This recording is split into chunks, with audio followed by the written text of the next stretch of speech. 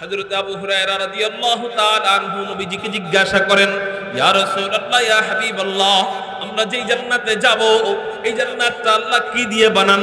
নবীজি বলেন, ও আবু হুরায়রা, আমরা যেই জান্নাতে যাব এই জান্নাতের দেওয়ালের ইট আল্লাহ কি দিয়ে বানান? বলে, জান্নাতের দেওয়ালের ইট লাবিনাতুম মিন ফিদ্দা, আল্লাহ জান্নাতের কোন ইট জান্নাতের রূপা দিয়া বানান। ওয়ালাবিনাতুম মিন যাহাব, আল্লাহ জান্নাতের কোন ইট জান্নাতি স্বর্ণ দিয়া বানান। চিৎকার দিয়া বলেন না সুবহানাল্লাহ। আল্লাহ জান্নাতের কোন ইট জান্নাতি রূপা দিয়া বানান, আবার কোন ইট আল্লাহ জান্নাতি স্বর্ণ দিয়া বানান।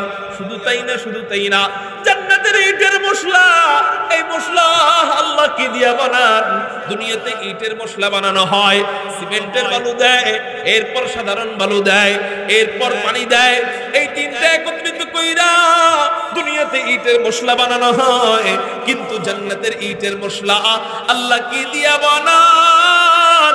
জান্নাতি আতর, মিশক ও আম্বর দিয়া আল্লাহ পাক রব্বুল আলামিন জান্নাতের ইটের মশলা তৈরি করে। জান্নাতি আতর, মিশক ও আম্বর দিয়া আল্লাহ জান্নাতের ইটের মশলা তৈরি করেন। এই জন্যই তো জান্নাতের এমন ঘ্রাণ। নবীজি হাদিসের মধ্যে বলেন, জান্নাতের কেমন ঘ্রাণ? নবীজি বলেন, জান্নাতীরা যখন জান্নাতের কাছে যাবে, কত দূর থেকে জান্নাতীরা জান্নাতের ঘ্রাণ পাবে? নবীজি বলেন, 40 সানা, 40 বছর দূরে থাকবে। 40 বছর দূর থেকেই জান্নাতীরা জান্নাতের ঘ্রাণ পাইতে থাকবে। কয় বছর দূর থেকে বলেন না? 40 বছর দূর থেকে জান্নাতীরা জান্নাতের ঘ্রাণ পাইতে থাকবে। এখানে ছোট্ট একটা প্রশ্ন জাগতে পারে, হযরত 40 বছর দূর থেকে আমরা জান্নাতের কাছে যে যাব, এই জান্নাতের কাছে পায়ে হেঁটে গেলে তো কষ্ট হবে, তাই না? জান্নাতীরা জান্নাতের কাছে যাবে। আল্লাহ কুরআনুল কারীমের আরেক আয়াতে বলেন, সিকাল্লাযীনা তাকাউ রাব্বাহুম ইলাল জান্নাতি যুমারা হাত্তা ইযা জাউহা ওয়া ফুতিহাত আবওয়াবুহা ওয়া ক্বালা লাহুম খাযানাতুহা সালামুন আলাইকুম তিবতুম ফাদখুলুহা খালিদিন। আল্লাহ পাক রব্বুল আলামিন বলেন, যারা তাদের প্রতিপালককে ভয় করবে তাদেরকে দলে দলে জান্নাতের দিকে নিয়ে যাওয়া হবে। যারা মুত্তাকি বান্দা হবে, যারা আল্লাহকে ভয় করবে, আল্লাহর ভয়ে গুনাহ থেকে দূরে থাকবে, আল্লাহ বলেন তাদেরকে দলে দলে জান্নাতের দিকে নিয়ে যাওয়া হবে। এবার জান্নাতীরা জান্নাতের কাছে যাবে। হাত্তা ইযা জাউহা, যখন তারা জান্নাতের কাছে যাবে, ওয়া ফুতিহাত আবওয়াবুহা, তখন তাদের আটটা জান্নাতের দরজাগুলো খুলে দেওয়া হবে। জান্নাতের দরজাগুলা তাদের সামনে যে থাকবে, ওই দরজাগুলা খুলে দেওয়া হবে। এখন প্রশ্ন হইল, হযরত 8 জান্নাতের কাছে যে যাবে, জান্নাতের দূরত্ব যদি কমপক্ষে 40 বছরের রাস্তা হয়, হাশরের ময়দান থেকে জান্নাতের দূরত্ব কমপক্ষে 40 বছরের রাস্তা, এই যদি 40 বছরের রাস্তা হয়, তাহলে পায়ে হাইটা গেলে এটা তো একটা আযাব হয়ে যাবে, তাই না? জান্নাতের কাছে 40 বছর দূরে যদি থাকে জান্নাত, এত দূরে কি পায়ে হাইটা যাওয়া সম্ভব? এত দূরে পায়ে হাইটা যাওয়া তো সম্ভব না। হযরত, ওখানে কি কোনো বিমানের ব্যবস্থা থাকবে? ওখানে কোনো ইউরোপ্লেনের ব্যবস্থা থাকবে কিনা? ওখানে হেলিকপ্টারের ব্যবস্থা থাকবে কিনা? ওখানে কোনো মোটরসাইকেলের ব্যবস্থা থাকবে কিনা? বলে, না না না, ওখানে দুনিয়ার কোনো গাড়ির ব্যবস্থা থাকবে না। আল্লাহ পাক রব্বুল আলামিন ওখানে জান্নাতীদের জন্য জান্নাতি গাড়ির ব্যবস্থা করে দিবে। আলহামদুলিল্লাহ কদ্দারা খাইরাও ওয়া খাবালা, আলহামদুলিল্লাহ কদ্দারা খাইরাও ওয়া খাবালা, ওয়াশ-শুকরু লিমান সাওয়ারা হুসনাও ওয়া জামালা, ওয়াশ-শুকরু লিমান সাওয়ারা হুসনাও ওয়া জামালা, ফারদুন সামাদুন আন সিফাতিল খালকি বারিউন, ফারদুন সামাদুন আন সিফাতিল খালকি বারিউন, রব্বুন আযালিয়ুন খালাকাল খালকা কামালা, রব্বুন আযালিয়ুন খালাকাল খালকা কামালা। আল্লাহু আকবার বলেন। मैं ढूंढ रहा कहाँ है दरबार इलाही, मैं ढूंढ रहा कहाँ है दरबार इलाही, मोहब्बत में तेरा दम बदम रखना है मौला, मोहब्बत में तेरा दम बदम रखना है मौला, मोहब्बत में तेरा दम बदम रखना है मौला, तेरा नाम मजीना है तेरी नाम में मरना, हमें तो दोस्त बना ले, हमें तू मस्ती बना दे, हमें तो दोस्त बना ले, हमें तू मस्ती बना दे, हमें तू प्यार बना ले, हमें तू यार बना ले, हमें तू प्यार बना ले, हमें तू यार बना ले। तू खुदावंद यमीनी, तू खुदावंद शिमाली, तू खुदावंद यमीनी, तू खुदावंद शिमाली, तू खुदावंद अरादी, तू खुदावंद समावी, तू खुदावंद अरादी, तू खुदावंद समावी, तू खुदा मालिक फिरदौस, खुदा खालिक तू ना,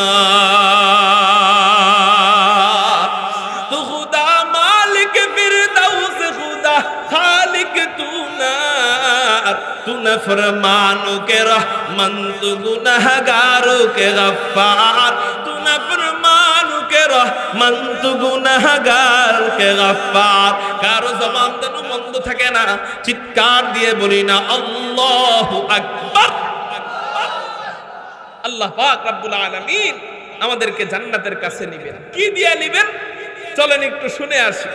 নবীজি যখন মেরাজের রজনীতে উম্মে হানির ঘরে ঘুমাইয়াছিলেন, আল্লাহ পাক রব্বুল আলামিন নবীজিকে উম্মে হানির ঘর থেকে ঘুম থেকে জাগাইয়া জান্নাতি দুধ পাঠাইয়া, জান্নাতি হাই কমিশনার হযরতে জিবরাইলকে পাঠাইয়া, জান্নাতি যানবাহন বুরাক পাঠাইয়া নবীজিকে ঘর থেকে ঘুম থেকে জাগাইয়া জমজমের পাশে শুয়াইয়া, বুকের থেকে নাভি পর্যন্ত ফাইরা ভিতর থেকে সবকিছু বের করে জমজমের পানি দিয়ে ধোয়াইয়া, জান্নাত থেকে আনা রেশমি রুমাল দিয়ে ঢাকা, ঈমান এবং হিকমতের অক্সিজেন ভিতরে পুশ কইরা হযরতে জিবরাইল এমন করে ইশারা দিয়া সিনায় সিনায় জোড়া লাগাইয়া বুড়াকের পিঠে চড়াইয়া বাইতুল মুকদ্দাস নিয়া সমস্ত নবীদের ইমাম বানাইয়া, ইমামুল আম্বিয়া বানাইয়া, সাত আসমান দেখাইয়া আর জান্নাত দেখাইয়া, সাত জাহান্নাম দেখাইয়া, ফেরেশতাদের নূরের সাগর দেখাইয়া, সিদরাতুল মুনতাহার গোড়ায় নিয়া লৌহ কলম দেখাইয়া,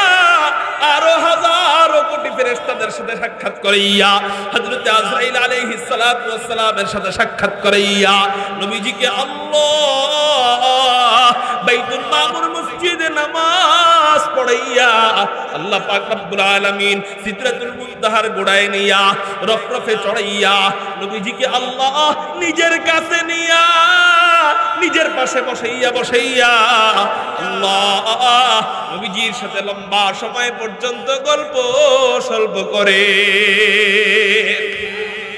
এই যে মেরাজের রজনীতে আল্লাহ নবীজিকে আল্লাহর কাছে নিয়ে গেছেন, যে সমস্ত গাড়ি দিয়ে নিয়ে গেছেন এর মধ্যে একটা গাড়ির নাম হলো রফরফ।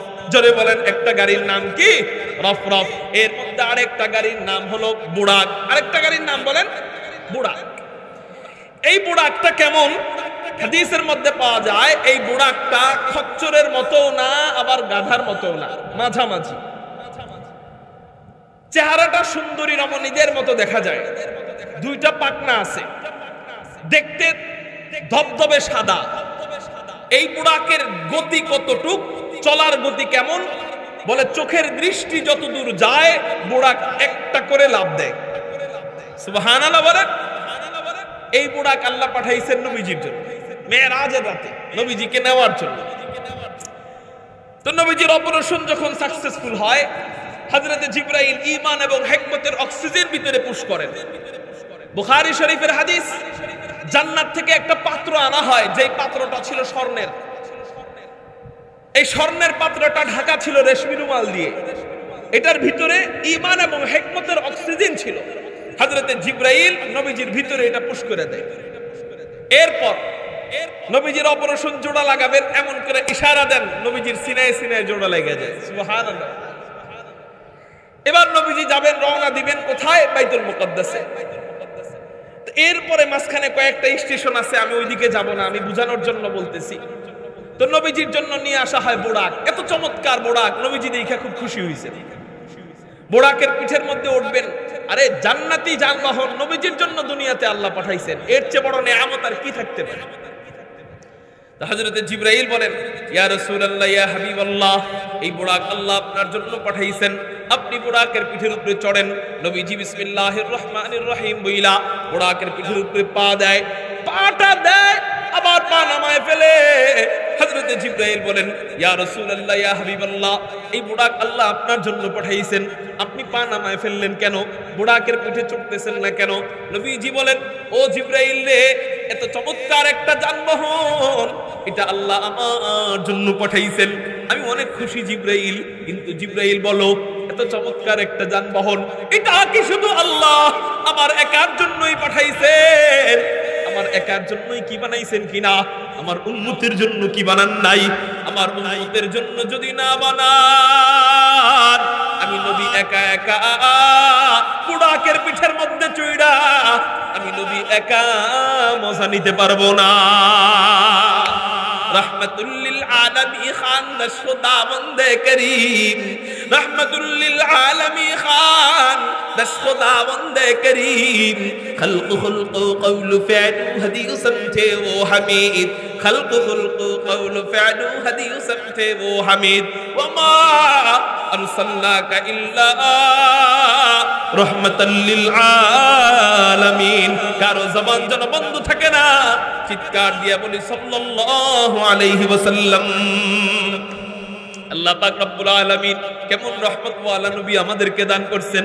হযরতে আকায়ে নামদার তাজেদারে মদিনা জিবরাইলকে বলে, জিবরাইল, এই বুড়াকে আমি উঠতেছি না কেন? শোনো, এত চমৎকার একটা যানবাহন আল্লাহ আমার জন্য পাঠাইছেন, আমার জন্য বানাইছেন, আমি অনেক খুশি হইছি। কিন্তু জিবরাইল বলো, এটা কি শুধু আমার একার জন্যই বানাইছেন? আমার উম্মতের জন্য কি বানান নাই?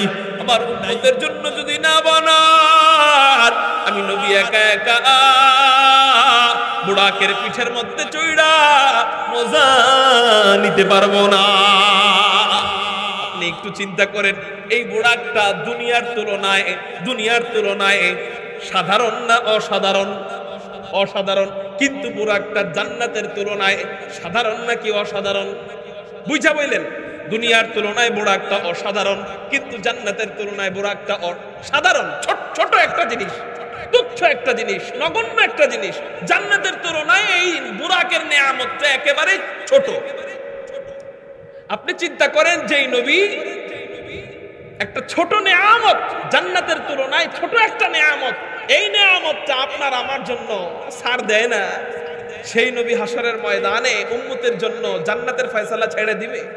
হ্যাঁ, কথার কথা। আপনার আব্বার কাছে একজন আইসা বলল, চাচা, আপনার ছেলে আমার কাছে 1 টাকা পায়। কয় টাকা? বলেন না আপনার ছেলেকে 1 টাকার দাবি ছেড়ে দিতে। চাচা কয়, না, আমার ছেলের টাকা তো হোক 1 টাকা, আমার ছেলের না। কয়, হ্যাঁ।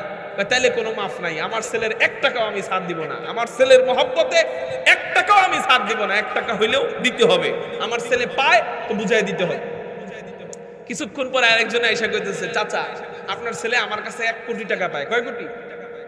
বলেন না আপনার ছেলেকে একটু মাফ করে দিতে 1 কোটি টাকা। আচ্ছা, আপনি এবার বলেন, যেই চাচায় ছেলের মহব্বতে 1 টাকা ছাড় দেয় না, সেই চাচায় ছেলের মহব্বতে 1 কোটি ছাড় দিবে? 1 কোটি টাকা ছেড়ে দিবে না? ছেড়ে দিলে হার্ট স্ট্রোক করবে, ঠিক না ভাই? ঠিক। নবীজি 1 কোটি টাকার কাছে 1 টাকা যেমন, জান্নাতের কাছে এই বুরাক তেমন নয়, আরো ছোট। 1 কোটি টাকার সামনে 1 টাকা ছোট না বড়? ছোট। কিন্তু জান্নাতের সামনে এই বুরাক এই 1 টাকার মতো ছোট না, জান্নাতের সামনে এই বুরাক আরো ছোট। যেই নবী আমার জন্য, এই চাচা যেমন 1 টাকা ছাড় দেয় নাই, যেই নবী আমার জন্য একটা বুরাকও ছাড় দেয় নাই, সেই নবী জান্নাতকে কেমনে ছেড়ে দিবে? হাসরের ময়দানে কেমনে আল্লাহকে বলবে, আল্লাহ ঠিক আছে, আমি সুপারিশ করতে করতে ক্লান্ত, আমার উম্মতরে জান্নাতে দেওয়ার দরকার নেই, আমি একা একা চলে যাই। যেই নবী একটা বুরাকের ফয়সালা ছাড়ে না, সেই নবী কিভাবে জান্নাতের ফয়সালা ছাড়ে? তাহলে হযরত আমার করণীয় কি? আমার করণীয় হলো নবীজিকে মহব্বত করা, নবীজির সুন্নতের অনুসরণ করা।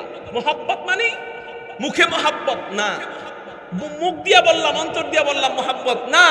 মোহাব্বত আমার চলা ফেরা, খাওয়া দাওয়া, কথাবার্তা, আমার আখলাক চরিত্র, আমার লেবাস, আমার দাড়ি, আমার সুন্নতি জীবনে প্রত্যেকটা ক্ষেত্রে যেন নবীর মোহাব্বত ফুটে ওঠে। একটা সত্যিকারের নবীর উম্মত যে, আশেকে রাসূল যে, তার হাঁটার ভিতরে নবীর ইশক পাওয়া যাবে। সে হাঁটবে নবীর মতো, এমনি নেতাদের মতো হাঁটবে না, নবীজির মতো হাঁটবে। তার খাবার ভিতরে নবীর ইশক পাওয়া যাবে, সে খাবে নবীর মতো। খাওয়ার সময় সুন্নতের বিপরীত কোনো কাজ সে করবে না। দস্তরখান বিছিয়ে সুন্দরভাবে সে খানা খাবে, পানি পান করবে সুন্নতের সাথে। যে আশিকে রাসূল, তার কথা বলা হবে নবীর মতো। কথা বলার সময় রুরু আচরণ, কেউ কষ্ট পায় এমন কোনো কথা বলবে না, গালাগাল করবে না, বকাবাজি করবে না। তার কথা বলা হবে নবীর মতো। যে আশিকে রাসূল হবে, তার আলাদা বড় সাইনবোর্ড টানানোর দরকার নাই যে আমি আশিকে রাসূল, বিশ্ব আশিকে রাসূল। তার কথার মধ্যে, তার হাঁটার মধ্যে, তার খাওয়ার মধ্যে, তার নামাজ পড়ার ভিতরে, তার শোয়ার ভিতরে, তার চেহারার ভিতরে নবীর ইশক এমনিই ফুটে উঠবে। তার আলাদা টানানোর দরকার নাই আশিকে রাসূল, তারে দেখলেই বোঝা যাবে সে আশিকে রাসূল। কিন্তু আমাদের অবস্থা, টানাই আশিকে রাসূল, ভিতরে গেলে দেখা যায় আশিকে শয়তান। ঠিক না বেঠে? আল্লাহ আমাদেরকে হেফাজত করুক বলি আমিন। মুহতারাম হাজিরিন, তো বলতেছিলাম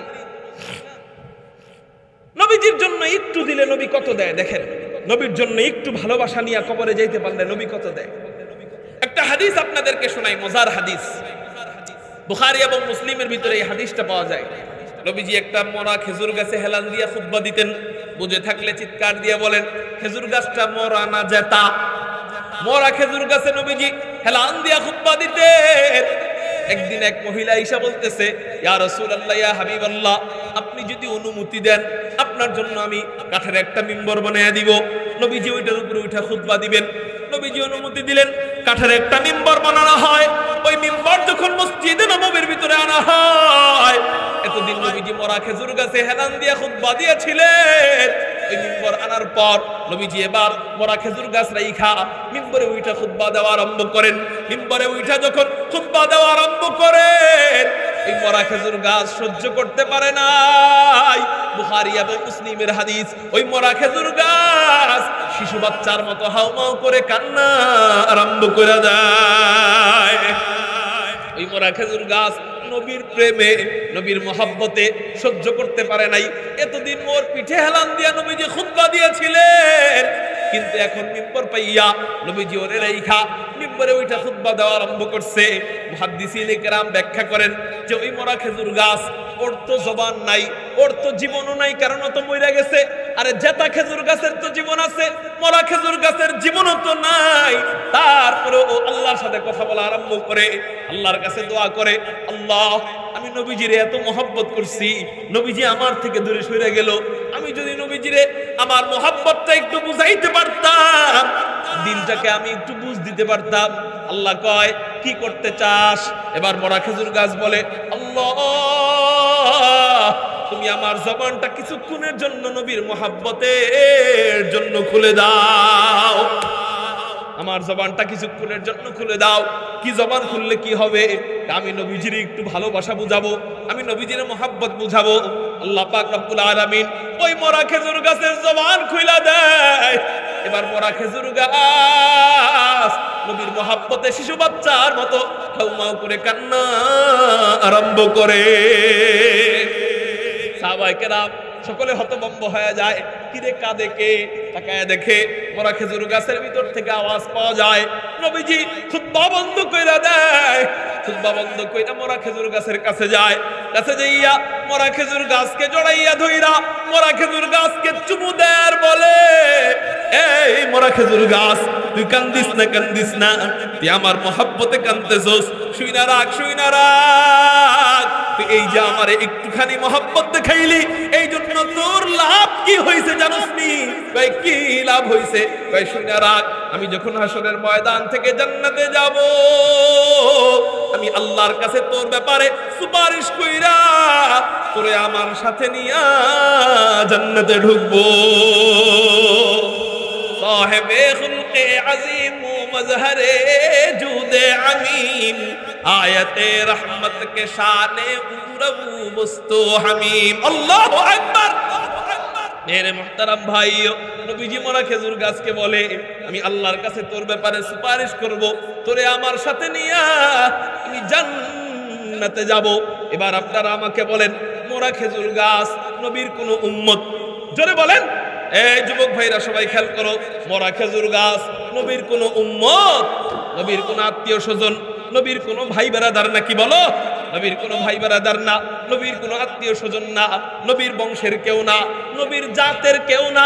তারপরেও মরা খেজুর গাছ নবীর জন্য মহাব্বত দেখায়। এই জন্য মরা খেজুর গাছ নবীর সাথে জান্নাতে থাকতে পারলে আমি আপনি নবীর কি? আমি আপনি নবীর কি? মরা খেজুর গাছের চেয়ে কম দামি না কোটি গুণ বেশি দামি? তা আমি যদি একটু নবীর মহাব্বত দেখায়া কবরে যাইতে পারি, মহাব্বতের নমুনাটা নবীজির সামনে দেখাইতে পারি, কথার কথা মহাব্বতের একটা নমুনা এই দাড়ি, এই দাড়িটা নিয়ে যদি নবীর সামনে যাইয়া দাঁড়াইয়া বলতে পারি, রাসূল আপনি নাকি ইনসাফওয়ালা নবী, আজকে আপনার ইনসাফ দেখতে চাই। ও রাসূল, আপনার কারণে আমি দামি, কারণ আমি আপনার উম্মত। অতএব রাসূল, আপনি যদি মরা একটা খেজুর গাছকে নিয়ে জান্নাতে যাইতে পারেন, এই যে দেখেন মরা খেজুর গাছ তো সামান্য মহাব্বত দেখাইছে, আর আমি সামান্য মহাব্বত দেখাই নাই। এই দাড়ি রাখার কারণে এলাকার ছেলে পেলেরা আমারে আঙ্কেল আঙ্কেল বইলা রাগাইতো, দাদা দাদা বইলা চেতাইতো। স্কুলে আমি লজ্জার কারণে যাইতে পারতাম না।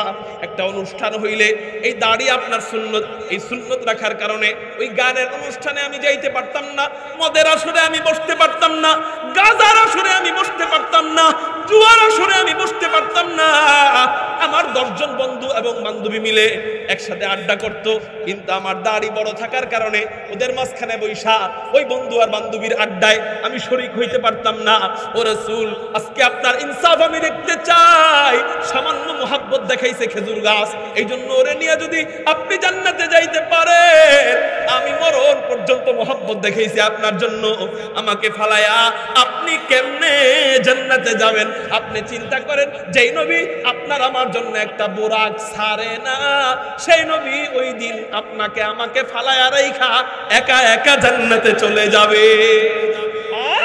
এই জন্য যুবক ভাই, আজকে একটা ওয়াদা দাও, হযরত এই দুনিয়ায় বাঁচবো কতদিন? ইনশাআল্লাহ আর জীবনে ওই নবীজির কলিজায় আমি ছুরি চালাবো না। যেই নবীর জন্য আমার জীবন দিতে আমি রাজি হয়ে যাই, আমার রক্ত দিতে রাজি হয়ে যাই, সেই নবীর জন্য এই জায়গায় আর কোনোদিন আমি ছুরি চালাবো না। এই দাড়ি আর কোনোদিন এক মুষ্টির নিচে আমি কাটবো না। কোন কোন যুবক ভাই নবীর প্রেমে, নবীর মহব্বতে, নবীর সামনে দাঁড়ায়া বলার উদ্দেশ্যে কোন কোন যুবক ভাই এই সুন্নতটা আজকে থেকে জিন্দা করবা? আল্লাহু আকবার বলে একটু দাঁড়ায় যান। যারা পাক্কা ওয়াদা দিবেন একটু দাঁড়ায় যান।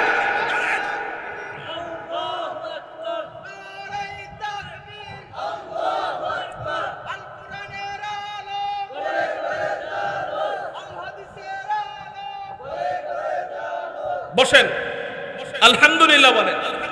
যদি আগামী বছর আসি অথবা কোনো বছর আসি, ইনশাআল্লাহ দাড়িওয়ালা চেহারা নিয়ে দেখা করতে পারবেন না ইনশাআল্লাহ। হযরত আরো তো কত সুন্নত আছে নবীজির, হিড়ি বাদ দিয়া হুদা দাড়ির দিকে আসলেন কেন? শুধু দাড়ির কথা বললেন কেন? এই এটা অনেকে প্রশ্ন করে, করে কি করে না? খুব খেয়াল করবেন, দাড়িটা যদিও ফরজ নয় এবং অন্যান্য সুন্নত যা দাড়িও তা ঠিক আছে, আপনার কথা ঠিক আছে, কিন্তু হাসরের ময়দানে কোন আমল ডাইরেক্ট করে নবীজিকে দেখাতে পারবেন না। যেমন আপনি নবীজির মতো নামাজ পড়ছেন কিনা, এটা হাসরের ময়দানে নামাজ পড়ে নবীজিরে দেখানোর সুযোগ আছে? আরে নবীজির এত সময় আছে হাসরের ময়দানে যে আপনার নামাজ পড়া দেখবো? নবীজির মতো রোজা রাখছেন কিনা এটা দেখার সুযোগ আছে? নবীজির মতো হজ করছেন কিনা এটা দেখার সুযোগ আছে? ডাইরেক্ট দেখার সুযোগ নাই। হ্যাঁ, আল্লাহ পাক নমুনা হিসাবে দেখাবে যে এই যে দেখো তোমার মতো নামাজ পড়ছে, এটা ভিডিওর মতো একটা নমুনা হিসাবে দেখাবে, কিন্তু ডাইরেক্ট ওখানে আমল করে করে দেখাইতে পারবেন না। সমস্ত আমল হয়তো নমুনা হিসাবে দেখা যাবে, আর নাইলে নেকি হয়ে দেখা যাবে। কি বললাম? হয়তো নমুনা হিসাবে দেখানো হবে, আর না হয় নেকি হয়ে দেখানো হবে। একটা মাত্র আমল যেটা নমুনা হিসাবে দেখানো হবে না, ডাইরেক্ট ওই আমল হিসাবেই দেখানো হবে যেইভাবে আপনি দুনিয়াতে করছেন, সেই একটা মাত্র আমল হলো দাড়ি। সুবহানাল্লাহ, জোরে বলেন।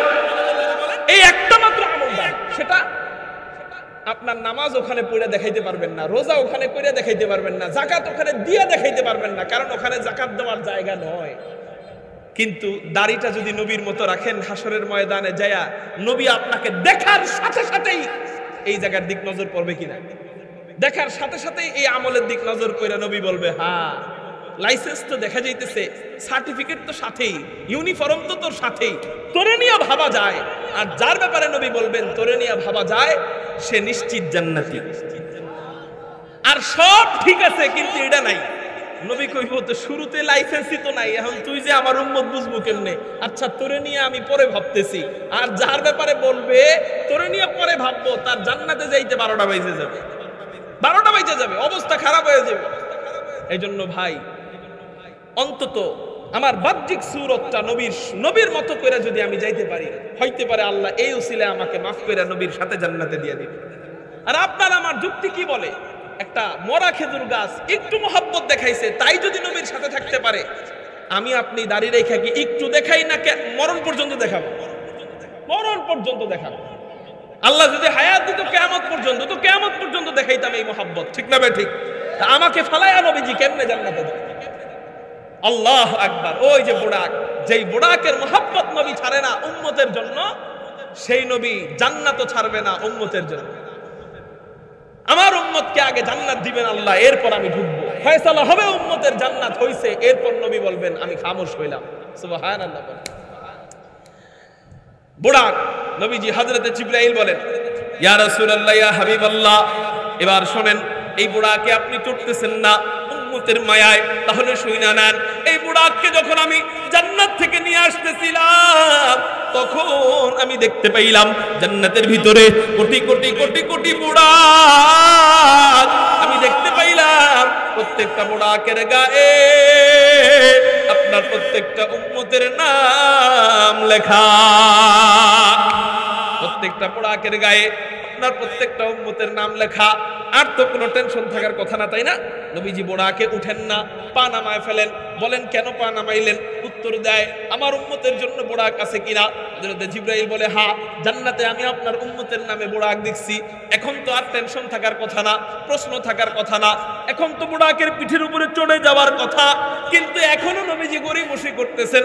হযরত জিবরাইল বলেন ইয়া রাসূলুল্লাহ ইয়া হাবিবাল্লাহ, এবার আপনি উঠেন।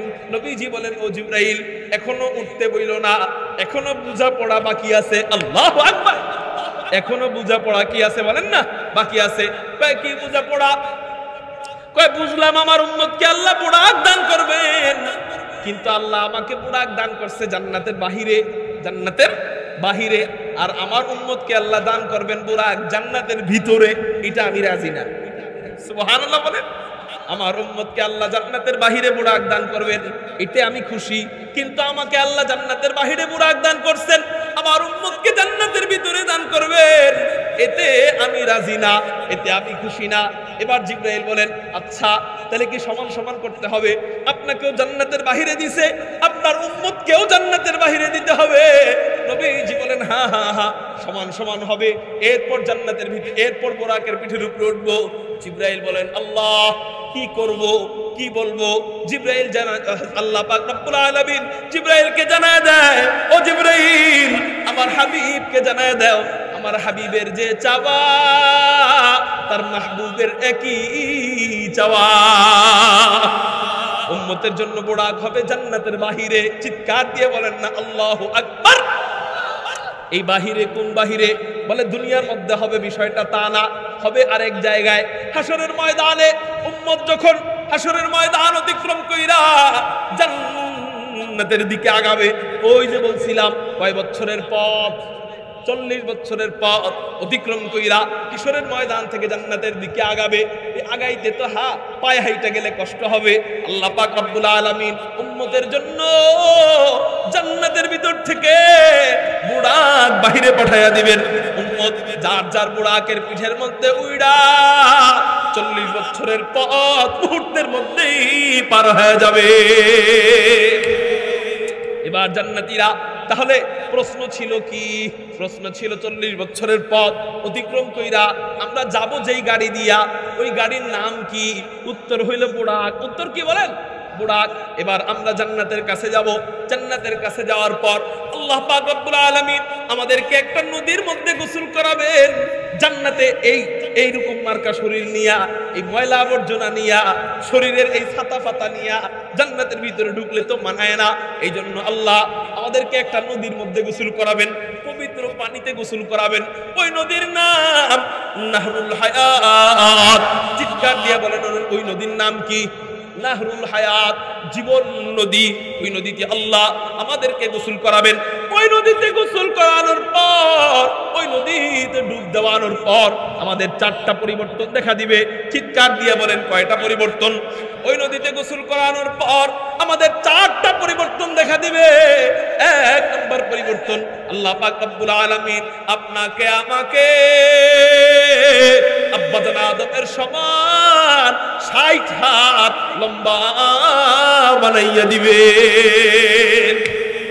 1 নম্বর পরিবর্তন, আল্লাহ পাক রব্বুল আলামিন আপনাকে আমাকে আব্বা জান আদমের সমান লম্বা বানাইয়া দিবেন। হযরত এত লম্বা কেন বানাবেন? এত লম্বা বানানোর কারণ কি? বলে এত লম্বা কেন হবেন না? এই মার্কা শরীর, এই 3.5 হাত বডি নিয়া জান্নাতি ফল খাবেন তো খাইতে তো পারবেন না। ওই ফল খাওয়ার জন্য বড় বড় শরীর লাগবে। আরে জান্নাতি ফল সবচেয়ে ছোট ফল যেটা, এই ছোট ফল কত বড়? দুনিয়াতে আমরা যে সমস্ত ফল খাই, এর মধ্যে একটা ফল খাই আপেল, না? এর মধ্যে একটা ফল খাই কমলা, এর মধ্যে আরেকটা ফল খাই বেদেনা, এর মধ্যে আরেকটা ফল খাই আঙ্গুর ফল। এই কয়টা ফলের নাম বললাম, সবগুলা ফলের মধ্যে সবচেয়ে ছোট ফল হলো আঙ্গুর ফল, তাই না? এই ফলটা আপেলের চেয়েও ছোট, কলার থেকেও ছোট, আমের থেকেও ছোট, গিলে খাওয়া যায়। জান্নাতের ভিতরে এই আঙ্গুর ফল কত বড় হবে? নবীজি বুখারী শরীফের, নাসাই শরীফের 1493 নম্বর হাদিসের মধ্যে বলেন, কি বলেন? নবীজি একবার সূর্যগ্রহণের সময় নামাজ পড়াইতেছিলেন। হঠাৎ করে সাহাবায়ে কেরাম পিছন থেকে লক্ষ্য করলেন নামাজের ভিতরে, নবীজি নামাজের ভিতরে খেয়াল করেন, নামাজের ভিতরে হাতের বাঁধনটা ছাইড়া একটু সামনে আগে গেলেন, কি যেন ধরতে গেলেন, কিন্তু ধরতে পারলেন না। আবারও পিছনে চলে আসলেন, আবারও হাত বাঁধলেন, নামাজ শেষ করলেন। সাহাবায়ে কেরাম জিজ্ঞাসা করলেন, ইয়া রাসূলুল্লাহ, ইয়া হাবিবাল্লাহ, নামাজের মধ্যে এটা কি দেখলাম? বলে কি দেখলাম? বলে নামাজের মধ্যে দেখলাম আপনি নামাজের ভিতরে হাতের বাঁধনটা ছাইড়া একটু সামনে আগায় গেলেন, কি যেন ধরতে গেলেন, কিন্তু ধরতে পারলেন না। আবারও পিছনে চলে আসলেন, আবারও হাত বাঁধলেন, কাহিনী তো বুঝলাম না। নবীজি বলেন, ও আচ্ছা, তোমরা কি তাহলে দেখে ফেলেছো? কয় হ্যাঁ, আমরা দেখে ফেলেছি। কয় তাহলে শোনো শোনো শোনো, আজকে নামাজের ভিতরে এক আশ্চর্য কাণ্ড কারবার আল্লাহ আমার সাথে ঘটাইয়া দিছে। কয় কি আশ্চর্য কাণ্ড কারবার? বলে আমি যখন নামাজ পড়াইতেছিলাম তখন আমি দেখতে পাইলাম হযরতে জিবরাইল পুরা জান্নাতটা কোলে নিয়া আমার নামাজের সামনে আইনা রাইখা দিছে। আল্লাহু আকবার। আমার নবী যেখানে আল্লাহ জান্নাত নিয়ে হাজির করে সেখানে, আর আমরা আশিকে রাসূল দাবি করি আমি যেখানে নবীর টাইনা আনি আমার কাছে, ঠিক না ঠিক? আল্লাহু আকবার। আল্লাহ পাক রব্বুল আলামিন বলে, ও জিবরাইল, আমার রাসূল যেখানে, আমার জান্নাতকে নিয়ে যাও সেখানে। নাসাই শরীফের হাদিস, বানানো কোনো কিচ্ছা কাহিনী বলতেছি না। আল্লাহ পাক রব্বুল আলামিনের আদেশে হযরত জিবরাইল পুরা জান্নাতটা কোলে নিয়া নবীজির নামাজের সামনে আইনা রাইখা দেয়। নবীজি বলেন, আমি নামাজে দাঁড়াইয়া জান্নাতের নাজ নেয়ামত দেখতেছিলাম। এর মধ্যে আমি দেখতে পাইলাম জান্নাতি ফল আমার সামনে আনা হয়। অনেক কষ্ট করে নিজেকে কন্ট্রোল করতেছিলাম। জান্নাতি আপেল আমার সামনে আনা হয়, জান্নাতি বেদেনা আনা হয়, জান্নাতি আঙ্গুর ফল আনা হয়। এতক্ষণ পর্যন্ত আমি কন্ট্রোল করতে পারতেছিলাম, কিন্তু জান্নাতি আঙ্গুর ফল এটা যখন আমার সামনে আনা হয় আমি আর নিজেকে কন্ট্রোল করতে পারি নাই। কারণ আঙ্গুর ফল, সৌদি আরবের মানুষ আঙ্গুর বেশি পছন্দ করে, আবার পাশাপাশি আঙ্গুর ঝুলায় রাখলে এটা দেখার মজা আলাদা। হ্যাঁ, আপেল ঝুলায় রাখলে এত মজা লাগে না। আঙ্গুরের কাঁদিগুলা এটা ঝুলায় রাখলে বড় মজা লাগে, তাই না? নবীজি বলেন, আমি নামাজের মধ্যে দেখতেছিলাম জান্নাতি আঙ্গুর ফল আমার সামনে আনা হয়, জান্নাতি আনার আমার সামনে আনা হয়, কিন্তু আঙ্গুর যখন আনলো আমি আর সহ্য করতে পারলাম না। নামাজের ভিতরে আমার অটোমেটিক জান্নাতি আঙ্গুরের থুরা ধরার জন্য সামনে চলে গিয়েছিল। সাহাবায়ে কেরাম বললেন, ইয়া রাসূলুল্লাহ, ইয়া হাবিবাল্লাহ, এত বড় চমৎকার কথা, কিন্তু সমস্যা হলো আপনি জান্নাতের আঙ্গুরের ফল ধুইরা আনলেন না কেন? আনলে তো আমরা একটু বাচ্চারা উঠা উঠি করে বসে খামাখা উঠবা না। এই যে একজন উঠতেছে তার দেখা দেখি আরেকজন, পেশাব ধরলে একজন উঠে, দুইজন একসাথে পেশাব ধরে। হ্যাঁ, খেয়াল করো, খুব মনোযোগ। আর অল্প সময়, বেশি সময় না, ইনশাআল্লাহ 5-10 মিনিট ইনশাআল্লাহ দিতে পারবেন ইনশাআল্লাহ। মেরে মুহতারাম ভাইও, তো সাহাবায়ে কেরাম বললেন, ইয়া রাসূলুল্লাহ, ইয়া হাবিবাল্লাহ, আপনি জান্নাতের আঙ্গুরের থোড়া ওইটা ধইরা আনলে তো আমরাও একটু দেখতে পারতাম, আমরাও তো একটু খাইতে পারতাম। নবীজি বলেন, ও সাহাবীরা, কি বলো না বলো, জান্নাতের আঙ্গুরের এক থোড়া এটা বিশাল বড়, আনার মতো ক্ষমতা আমার নাই, আনার মতো শক্তি আমার নাই। নবীজি এই কথা বলার পর সাহাবায়ে কেরাম বলেন, ইয়া রাসূলুল্লাহ, ইয়া হাবিবাল্লাহ, আপনি কি বলেন? আপনার মতো পাহলোয়ান নবী, আপনার মতো শক্তিশালী নবী আল্লাহ আর কাউকে এমন শক্তি দান করেন নাই। আমাদের নবীজিকে আল্লাহ যত শক্তি দান করেছিলেন, এত শক্তিশালী নবী আপনি জান্নাতের আঙ্গুরের থোড়া এটা আনতে পারেন না? তাহলে বলেন না জান্নাতের এক আঙ্গুরের থোড়া কত বড়? নবীজি বলেন, ও আমার সাহাবায়ে কেরাম, জান্নাতের এক আঙ্গুরের থোড়া যদি আমি আনতে পারতাম, তাহলে শুইনা নাও, আমার থেকে নিয়ে কিয়ামত পর্যন্ত সমস্ত মানুষরা, সমস্ত উম্মতরা, সমস্ত সাহাবায়ে কেরামরা, তোমরা শুইনা নাও, যত মানুষ আছে এবং আসবে সবাই মিলে জান্নাতের মাত্র একটা আঙ্গুরের থোড়া থেকে আঙ্গুর খাইতো, কিয়ামত হয়ে যাইতো, তারপরেও জান্নাতের মাত্র এক আঙ্গুরের থোড়াও শেষ হতো না। লা বিদ্দা ওয়ালা নিদ্দা ওয়ালা হাদ্দা লিমাওলা, লা বিদ্দা ওয়ালা নিদ্দা ওয়ালা হাদ্দা লিমাওলা, লা কুফুয়া ওয়ালা বিলদা ওয়ালা আম্মা ওয়াকালা, লা কুফুয়া ওয়ালা বিলদা ওয়ালা আম্মা ওয়াকালা। কারো জবান যেন বন্ধ থাকে না, চিৎকার দিয়ে বলি না আল্লাহু আকবার। ওই জান্নাতে যাইতে মনে চায় কার কার? আল্লাহু আকবার বলে হাত উঠান। ওই জান্নাতি আঙ্গুর ফল খাইতে মনে চায়নি? হাত নামান। যদি ওই জান্নাতি আঙ্গুর ফল খাইতে মনে চায়, এই মুখ দিয়ে হারাম কাজ করব, হারাম মাল ভক্ষণ করব, বনের সম্পদ মেরে খাবো, সুদ ঢুকাবো, চুরি ঢুকাবো না ইনশাআল্লাহ? বলেন ইনশাআল্লাহ। মেরে মুহতারাম ভাইও, তো বলতেছিলাম, এই যদি হয় জান্নাতের এক আঙ্গুরের থোড়া, এত বড় যদি আঙ্গুরের থোড়া হয়, এই শরীর নিয়ে ওই আঙ্গুর খাইবেন কয়দিনে? এই জন্য শরীরের সাইজ বড় বানানো লাগবে না? আল্লাহ পাক রব্বুল আলামিন এই জন্য জান্নাতের আঙ্গুরের থোড়া, জান্নাতের ফল ফলাদি, জান্নাতি নাজ নেয়ামত, আমি মাঝে মাঝে চিন্তা করি, জান্নাতের আঙ্গুরের থোড়া যদি এত বড় হয়, জান্নাতের উটের গোস্ত কত বড় হবে, উটের রান কত বড় হবে, আল্লাহ ভালো জানেন। তো ওইটা খাওয়ার জন্য আমাদের লম্বা শরীর দরকার, ইয়ামাহা দেহ দরকার। আল্লাহ পাক রব্বুল আলামিন নাহরুল হায়াত, জীবন নদীতে গোসল করানোর পর আমাদের ওই দেহটা ওই মন মতোই করে দিবেন, যেটার জন্য যেমন দরকার, জান্নাতের জন্য, বড় জান্নাতের জন্য যেমন বড় দেহর দরকার, আল্লাহ আমাদের দেহটা আব্বা জান আদমের সমান 60 হাত লম্বা বানায় দিবে। কয়টা পরিবর্তন গেল? 1 নাম্বার পরিবর্তন, 2 নাম্বার পরিবর্তন, ওই নদীতে গোসল করানোর পর আল্লাহ পাক রব্বুল আলামিন আপনাকে আমাকে জান্নাতের ভিতরে সবচেয়ে সুন্দর, আপনার বিবিকে সবচেয়ে সুন্দরী বানায় দিবেন। সুবহানাল্লাহ। হুজুর বুঝলাম না, আপনি যদি সবচেয়ে সুন্দর হন তাহলে আমি সবচেয়ে কি? প্রশ্ন আসে না? আপনি যদি সবচেয়ে সুন্দর হন তাহলে আমি সবচেয়ে কি? শোনেন, আপনার জান্নাত আমার জান্নাত আলাদা। আপনারে আল্লাহ যেই জান্নাত দিব, আমারে আল্লাহ জান্নাতের এরিয়া আলাদা দিব, ঠিক না বেঠিক? আপনার জান্নাতে আমি থাকবো না, আমার জান্নাতে আপনি থাকবেন না। অতএব যার যার জন্য জান্নাত আলাদা আলাদা করে ভাগ করা আছে। আমার জান্নাত যতটুক, ওই এরিয়ার ভিতরে আল্লাহ আমাকে সবচেয়ে সুন্দর বানাবে। আপনার জান্নাত যতটুক, আপনার এরিয়াতে আপনি এবং আপনার বিবি সবচেয়ে সুন্দর, হুরদের থেকেও আপনি এবং আপনার বিবি সবচেয়ে সুন্দর আল্লাহ বানায় দিবে। 2 নাম্বার পরিবর্তন। 3 নাম্বার পরিবর্তন, আল্লাহ পাক রব্বুল আলামিন আপনার বয়স 30 থেকে 33 বছর বানায় দিবে, আপনার বিবির বয়স 30 থেকে 33 বছর বানায় দিবে, কোন রিওয়ায়াত মোতাবেক আপনার বিবির বয়স 18 বছর বয়সের যুবতী বানায় দিবে। সুবহানাল্লাহ, জোরে বলেন সুবহানাল্লাহ। তাহলে এই কয়টা পরিবর্তন আল্লাহ পাক রব্বুল আলামিন জান্নাতে যাওয়ার আগেই আমাদেরকে দান করবেন। সুবহানাল্লাহ। এই পরিবর্তন দেওয়ার পর এবার আমাদেরকে আল্লাহ পাক রব্বুল আলামিন জান্নাতে ঢুকাইবেন।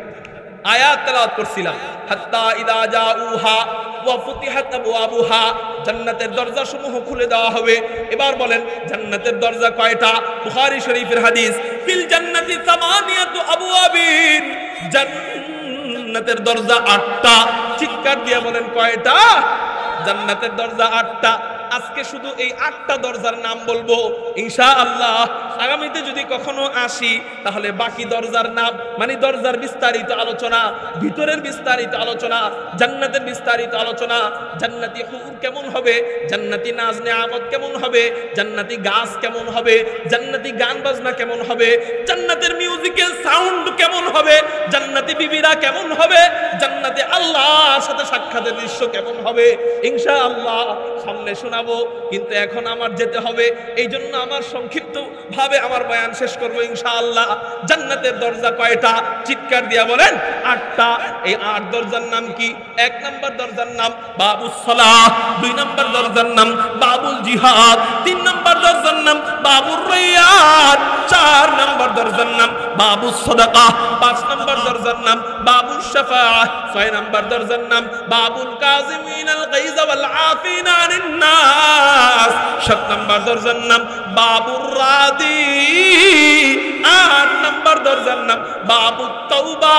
চিৎকার দিয়া বলেন সুবহানাল্লাহ। এই 8টা দরজা আল্লাহ আমাদেরকে দান করবেন। চাইছিলাম এতটুকুই বয়ান শেষ, কিন্তু আর একটু না বললে ভালো লাগতেছে না। জান্নাতের দরজা আবার কত বড় নবীজি হাদিসের মধ্যে বলেন, এক হাদিসের মধ্যে পাওয়া যায় নবীজি বলেন জান্নাতের দরজার যে 2 চৌকাঠ থাকবে, ডানের একটা চৌকাঠ, বামে একটা চৌকাঠ, 2 চৌকাঠের মাঝখানের দূরত্ব এটাও 40 বছরের রাস্তা। চিৎকার দিয়ে বলেন না সুবহানাল্লাহ। তাহলে একটা যদি 40 বছরের রাস্তা হয়, হ্যাঁ, এই 40 বছরের রাস্তার পরিমাণ ফাঁকা থাকবে এক একটা জান্নাতের দরজার মাঝখানে। এই 40 বছরের রাস্তার মাঝখান দিয়া এরকম পৃথিবী কয়টা ঢুকবে বলতে পারবেন? আরে পৃথিবী কয় বছর লাগে পার হইতে জানেন? পুরা গোলাকার পৃথিবী ভ্রমণ করতে কয় বছর লাগে খেয়াল করেন। এই যে মনে করেন পৃথিবী, এই সাইডে বাংলাদেশ, পৃথিবীর বিপরীত সাইডে আমেরিকা, এই সাইডে বাংলাদেশ, এইদিকে আমেরিকা। বাংলাদেশ থেকে বিমান রওনা দেয় আমেরিকায় পৌঁছাইতে, পুরা পৃথিবী ভ্রমণ কইরা আমেরিকায় পৌঁছাইতে বিমানের সময় লাগে মাত্র 22 ঘন্টা। চিৎকার দিয়ে বলেন কয় ঘন্টা? 22 ঘন্টা।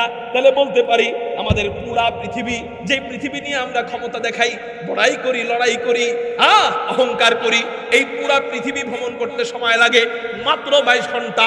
আর জান্নাতের এক একটা দরজা 22 ঘন্টা না, 22 দিন না, 22 মাস না, 22 বছর না, ডাবল, কমপক্ষে 40 বছরের রাস্তা। এবার আপনি চিন্তা করেন এক একটা দরজা দিয়া কত হাজার পৃথিবী ঢুকবে। এই এক একটা দরজা যদি হয় 40 বছরের, 8টা দরজা হবে কমপক্ষে 320 বছরের। আশ্চর্যের ব্যাপার এখানে নয়, আরো আশ্চর্যের ব্যাপার হলো সামনে। এই 320 বছরের রাস্তা, এই রাস্তা দিয়ে কত কোটি কোটি পৃথিবী ঢুকবে আর বের হবে। এই মোটা দরজা দিয়ে, এই ফাঁকা দরজা দিয়েও নাকি জান্নাতীরা জান্নাতে ঢোকার সময় জাম লাইগা যাবে, ভিড় লাইগা যাবে। তাহলে আপনি একটু কল্পনা করেন না, আল্লাহ রহমান নামের উসিলায়, রহিম নামের উসিলায়, গফফার নামের উসিলায়, গফুর নামের উসিলায় কত কোটি মানুষকে মাফ কইরা জান্নাতি বানায় দিলে এত ফাঁকা, এত বড় দরজার সামনে জাম আর ভিড় লাইগা যায়। আল্লাহ আমাদের গুনাহগুলা মাফ করে ওই জান্নাতের জন্য কবুল করুক, ঈমান এবং নেক আমল নিয়া ওই জান্নাতে যাওয়ার তৌফিক দান করুক, আমিন। হযরত এখন দোয়া করবেন ইনশাআল্লাহ, আমরা সবাই দোয়ায় শরীক থাকবো। আমি আর সময় দিতে পারলাম না, আমার আরেকটি ইসলাহি প্রোগ্রাম আছে, ওখানে যেতে হবে ইনশাআল্লাহ। আপনাদের কাছে দোয়া চাই, বিশেষ করে হযরতের জন্য দোয়া চাই। হযরতের যে সন্তান আছে আলহামদুলিল্লাহ আমাদের সারা বাংলাদেশের গৌরব, আল্লাহ যেন পুরা বিশ্বের জন্য কবুল করে, প্রতিটা ঘরে ঘরে যেন আমার ভাইজান ইউসুফ বিন ইকবাল ভাই ওনার দাওয়াত যেন প্রতিটা ঘরে ঘরে পৌঁছায় দেয় আল্লাহ। সবাই বলে না আমিন। দ্বীনের এক জ্বলন্ত দায়ী হিসাবে কবুল করুন, সবাই বলে আমিন। আসসালামু আলাইকুম ওয়া রাহমাতুল্লাহি ওয়া বারাকাতুহু।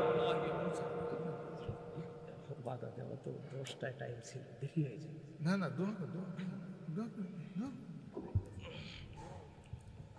সম্মানিত উপস্থিতি, সবাই দুরূদ শরীফ পড়েন। আল্লাহুম্মা সাল্লি আলা মুহাম্মাদিন নাবিয়্যিল